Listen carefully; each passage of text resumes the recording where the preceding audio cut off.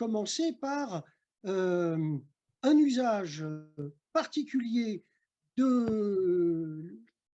judo à travers une de ses caractéristiques, ou plutôt une de ses manifestations vestimentaires, qui est la ceinture. Et donc, nous allons réfléchir à l'utilisation des ceintures en pédagogie coopérative, plus spécifiquement en pédagogie institutionnelle. Et nous allons commencer par un extrait cinématographique du fondateur de la pédagogie institutionnelle, c'est-à-dire Fernand Houry, qui va nous dire pourquoi il a lancé cette idée et cette utilisation des ceintures dans la pédagogie qu'il a par ailleurs inventée. Et puis, dans cet extrait, nous avons tout de suite ensuite l'utilisation, on pourrait dire quasi contemporaine, dans une école, l'école de Lanneville, école dans laquelle justement Sébastien a été éducateur et enseignant. Donc, je voudrais simplement dire que pour moi, la pédagogie institutionnelle, c'est la définition que j'en donne, mais qui est à discuter. C'est une pédagogie de la médiation qui est fondée sur l'expression de la loi symbolique et qui favorise le pouvoir instituant de ses acteurs. Ça veut dire quoi? Ça veut dire que cette pédagogie-là respecte les individus puisqu'elle est fondée sur l'expression de la loi. On pourrait la décliner, mais on ne le fera pas tout de suite, on le fera peut-être plus tard. Loi symbolique, qui évidemment trouve des manifestations concrètes dans l'espace pédagogique, mais surtout, et grâce à ce respect-là, va favoriser le pouvoir instituant de ces acteurs, c'est-à-dire finalement la prise d'initiative au service de la réalisation de la mission que l'on s'est donnée, que l'institution s'est donnée. En d'autres termes, la pédagogie institutionnelle pourrait être une pédagogie de l'ensemble des institutions. Pour ne pas trop alourdir le propos, j'ai proposé à Sébastien Pes de faire un petit aperçu historique de la pédagogie institutionnelle de façon à ce que l'on comprenne un petit peu dans quel contexte elle s'est créée, contexte éducatif, mais aussi contexte, on peut dire, sociopolitique. Sébastien, en quelques instants, et avant de lancer la vidéo courte qui dure 5 minutes de Fernand Houry et de Lanneville, eh bien, je te donne la parole pour poser ces quelques bases. Merci beaucoup à toi, Rémi. Bonjour à toutes et à tous. Donc, je dis quelques mots, je te laisse compléter, Rémi. Et il y a pas mal de collègues là dans l'Assemblée qui pourront le faire aussi. En quelques mots, la pédagogie institutionnelle, c'est un courant qui naît de l'inscription d'acteurs dans la pédagogie freinée. C'est-à-dire des gens qui commencent par pratiquer la pédagogie freinée, qui deviennent des acteurs important de la pédagogie freinée puisqu'ils animent le bureau parisien de l'école moderne à partir de la toute fin des années 40, fin de 47, et qui vont progressivement sentir le besoin de faire évaluer les techniques freinées, notamment parce qu'ils ont le sentiment qu'elles ne fonctionnent pas avec les publics très particuliers qu'ils accueillent au Petit Nanterre, notamment dans la jungle urbaine, ce qu'ils décrivent comme la jungle urbaine.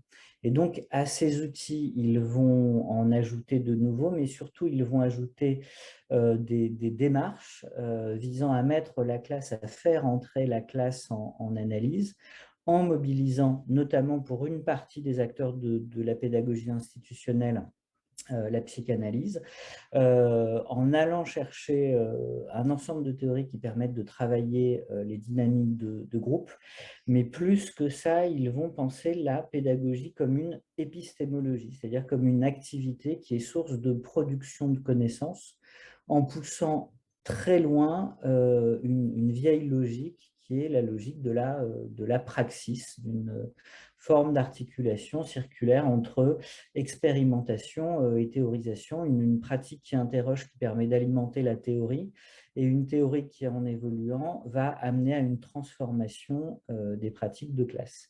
Et comme tu l'as dit, Rémi, la pédagogie institutionnelle tient son nom de cette visée de favoriser le développement du pouvoir instituant des acteurs, et fonctionne par la mise en place par le collectif enfants, adultes, et on pourrait dire au-delà de tous les acteurs dans des espaces institutionnels qui ne sont pas nécessairement l'école, de ce qu'on nomme des institutions, dont la plus connue et l'une des plus importantes dans la tradition pays, ce sont les ceintures que, vous allez le voir dans le film, Fernand Houry emprunte au judo.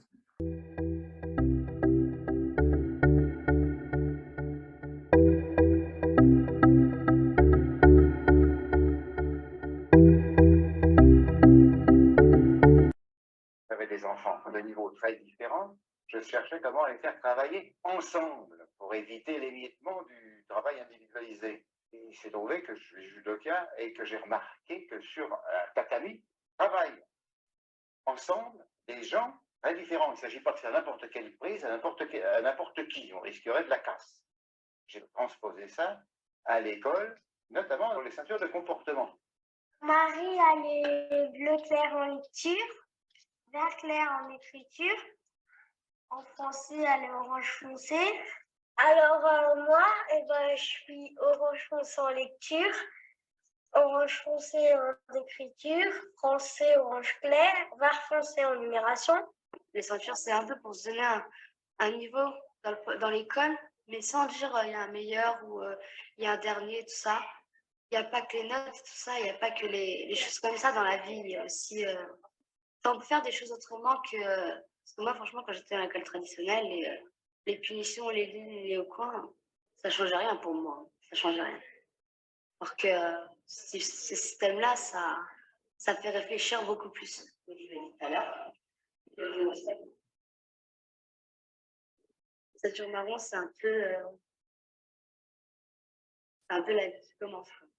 Parce qu'on arrive dans l'école et après, quand on arrive à marron, c'est que notre parcours dans l'école est bientôt terminé et là, on se lance dans la vie.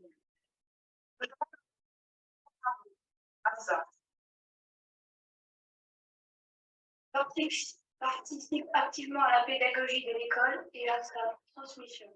Capable d'initiative, peut modifier le règlement en cas de difficulté. Pour la ceinture marron d'âge, ça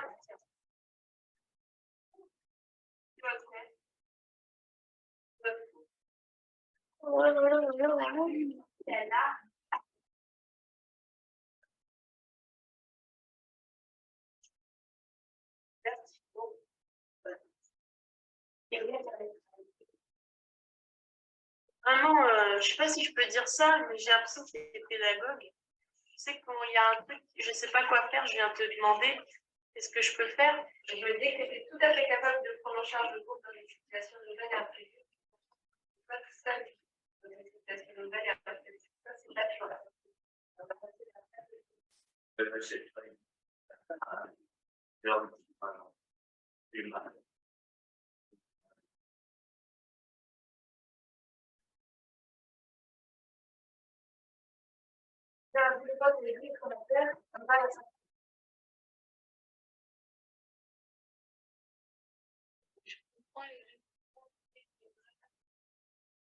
Et des râlages de 4 et ses responsabilités à sa place dans la classe, au sport, en réunion, au travail, pas seulement au poste et aux ateliers. C'est sûr que l'autorité.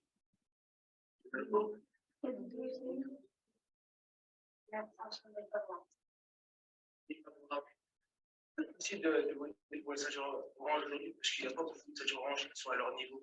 Voilà, c'est pour ça que je vois l'abstention. La ceinture jaune, c'est pas toi. Mais c'est surtout pour ça que j'ai voté pour. J'espère que ça va t'aider avec une vraie ceinture orange. Soit les gens trouvent qu'ils la vaut, ils votent pour, ils trouvent qu'ils la vaut pas, ils votent contre. Là que les gens ne se soient pas exprimés et que du coup ils dépassent sa ceinture alors qu'il y a quand même beaucoup d'arguments pour qu'ils aient, je trouve ça embêtant. Je pense que pour Fabien, c'est très important qu'il arrive à convaincre les enfants. Je ne dirais pas ça forcément de tous les votes. Mais je pense que dans son cas, je crois qu'il a besoin de convaincre. Alors, moi, je suis favorable, mais je pense qu'on ne lui rendrait pas service là en lui donnant aujourd'hui une ceinture orange. Finalement, une ceinture orange votée en partie grâce au vote des élèves. Moi, je veux dire que Fabien, moi, je suis tranquille, mais faut pas qu'il mérite un vote comme ça. Moi, je trouve que Fabien, il mérite mieux, et il peut faire mieux. Moi, je pense que ce serait pas trop qu'on soit exigeant avec lui. Donc, c'est pour ça qu'on va lui demander de se représenter. Là, tu as un vrai travail à faire avec les enfants.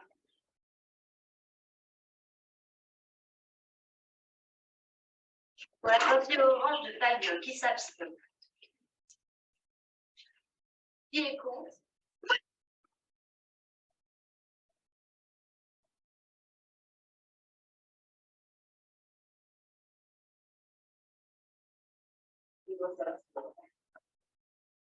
C'est pour merde. Qui est pour?